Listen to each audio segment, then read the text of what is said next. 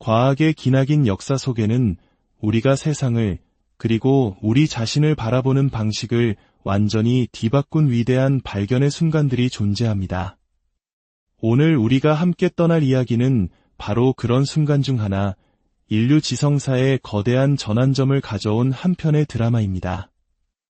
이 심오한 발견의 이야기가 여러분의 마음에 깊은 울림을 준다면 이 경이로운 지식을 주변에 공유하여 더 널리 퍼뜨려 주십시오. 저희 채널을 구독하시면 이 지적 탐험의 여정을 계속 함께 하실 수 있습니다. 오늘의 무대는 영국 케임브리지입니다.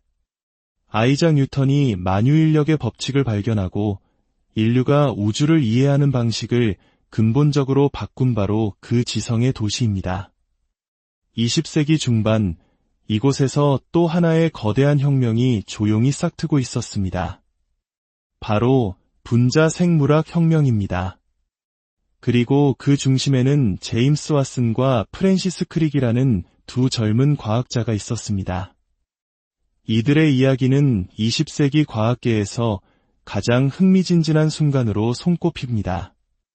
하지만 이들의 발견이 품고 있는 의미는 단순히 과학 교과서에 실리는 것을 넘어 생명의 근원에 대한 우리의 가장 깊은 질문과 맞닿아 있습니다. 1953년 왓슨과 크릭은 마침내 생명의 청사진이라 불리는 DNA의 구조를 밝혀내는 데 성공합니다. 그것은 마치 두 개의 나선이 서로를 감싸고 올라가는 아름다운 계단과 같은 형태, 바로 이중나선 구조였습니다. 이 구조는 당 인상골격이 바깥쪽을 형성하고 안쪽에는 정보를 담고 있는 염기들이 서로 마주보고 있는 모습이었습니다. 모든 조각이 완벽하게 들어맞는 것을 확인한 순간 프랜시스 크릭은 이렇게 외쳤다고 전해집니다. 이건 너무나도 아름다워. 틀림없이 이게 맞을 거야. 그날 1953년 2월 28일 두 사람은 연구실을 뛰쳐나와 단골 술집이었던 이글 펍으로 향했습니다. 그리고 그곳에 모인 사람들에게 외쳤습니다. 우리가 생명의 비밀을 발견했소. 그 선언이 얼마나 큰 파장을 일으켰을지 상상해 보십시오. 그들은 단순히 하나의 분자 구조를 밝혀낸 것이 아니었습니다.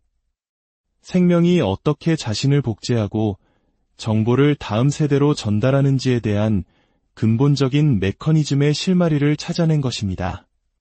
하지만 진짜 놀라운 발견은 이제부터 시작이었습니다. 5년 뒤인 1958년 프랜시스 크릭은 서열가설이라는 개념을 발표합니다.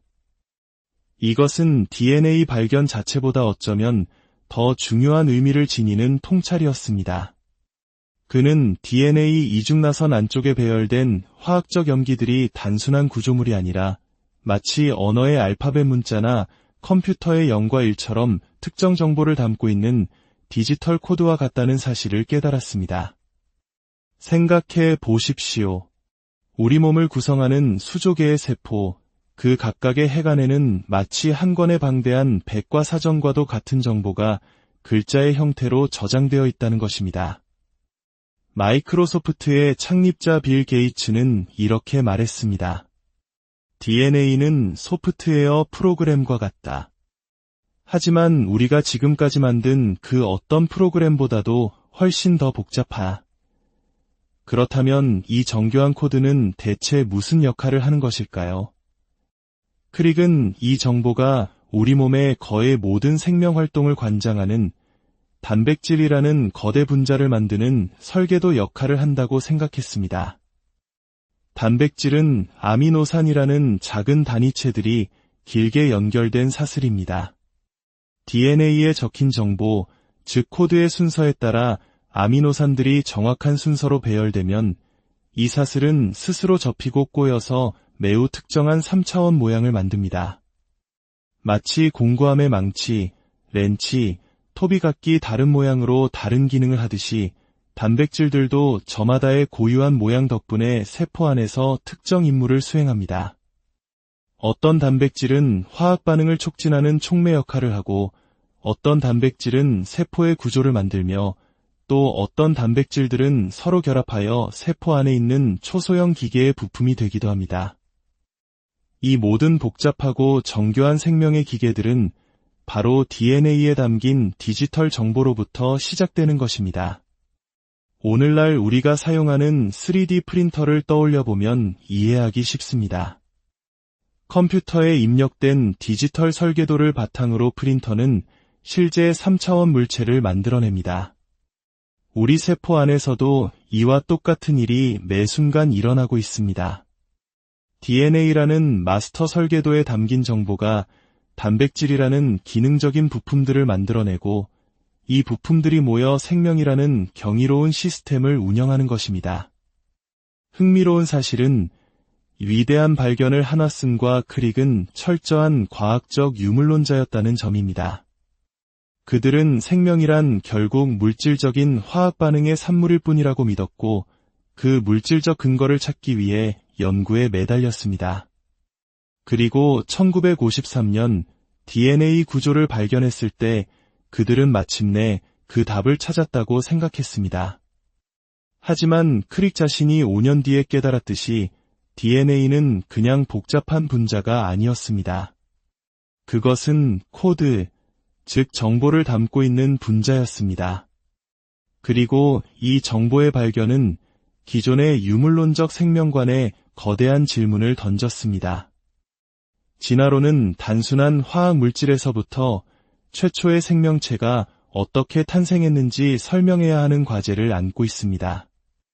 무작위적인 화학 반응들이 서로 부딪히고 결합하는 과정 속에서 어떻게 이토록 정교하고 방대한 양의 설계 정보가 저절로 생겨날 수 있었을까요? 화학 법칙 그 자체는 생명을 만들려는 목적이나 방향성을 가지고 있지 않습니다. 화학은 생명에 무관심합니다. 그런데 어떻게 무작위적인 과정이 의미 있는 정보를 담은 코드를 만들어낼 수 있단 말입니까? 이것이 바로 분자 생물학 혁명이 우리에게 남긴 가장 큰 수수께끼입니다. 1980년대 중반에 이르러 과학자들은 이 정보의 기원을 설명하는데 완전한 교착 상태에 빠졌습니다. 그리고 바로 이 지점에서 일부 과학자들은 새로운 가능성을 제시하기 시작했습니다. 어쩌면 DNA에 담긴 정보는 방향성 없는 물질적 과정의 산물이 아니라 지적인 원인의 결과일지도 모른다는 생각이었습니다. 이 주장의 논리는 매우 간단하고 명확합니다. 우리의 반복적인 경험에 비추어 볼 때 정보, 특히 소프트웨어 코드와 같은 디지털 정보는 항상 어디에서 비롯됩니까? 그것은 언제나 지성, 즉 마음에서 비롯됩니다. 이집트의 상형 문자든 신문기사든 컴퓨터 프로그램 코드든 그것들은 모두 지적인 존재가 의도를 가지고 만들어낸 결과물입니다. 무작위적인 바람이 해변의 모래 위에 의미 있는 문장을 새기는 것을 우리는 본 적이 없습니다. 역사 과학자들이 과거에 일어난 사건의 원인을 추론할 때 사용하는 중요한 원칙이 있습니다. 바로 현재에 작동하는 원인을 통해 과거를 설명하는 것입니다. 지금 우리가 관찰하는 결과물을 보고 현재 우리의 경험상 이런 결과물을 만들어내는 원인은 무엇인가? 라고 묻는 것입니다. 그렇다면 이 원칙을 DNA 정보의 기원 문제에 적용해 봅시다. 질문은 이것입니다.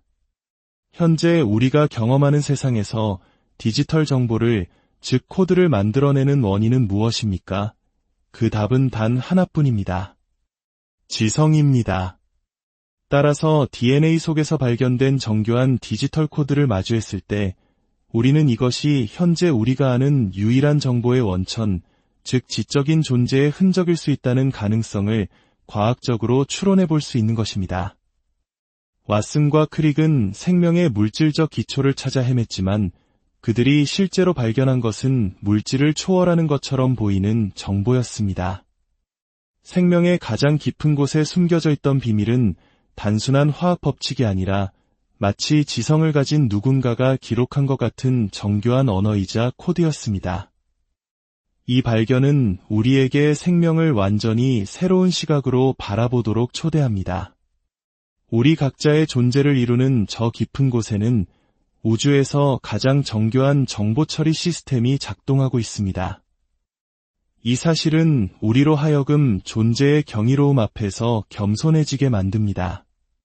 오늘 이 이야기를 통해 여러분의 삶을 구성하는 그 정교한 설계 안에서 깊은 의미와 평안을 발견하시기를 바랍니다. 경청해 주셔서 감사합니다.